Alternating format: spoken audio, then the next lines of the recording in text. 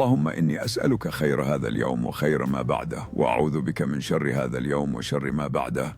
سبحان الله والحمد لله ولا إله إلا الله والله أكبر ولا حول ولا قوة إلا بالله العلي العظيم.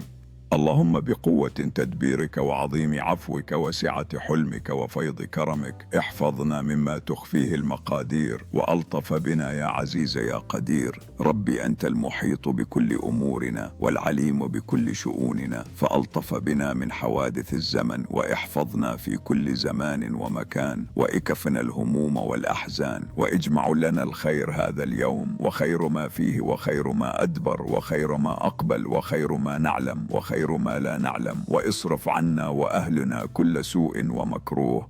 رضيت بالله ربا وبالإسلام دينا وبمحمد صلى الله عليه وسلم نبيا. حسبي الله لا إله إلا هو عليه توكلت وهو رب العرش العظيم. اللهم إني أسألك علما نافعا ورزقا طيبا وعملا متقبلا. أعوذ بكلمات الله التامات من شر ما خلق. اللهم إني أعوذ بك من الهم والحزن والكسل والبخل وضلع الدين وغلبة الرجال. يا رب اجعل دعواتنا لا ترد، وهب لنا رزقا لا يعد، وافتح لنا بابا للجنة لا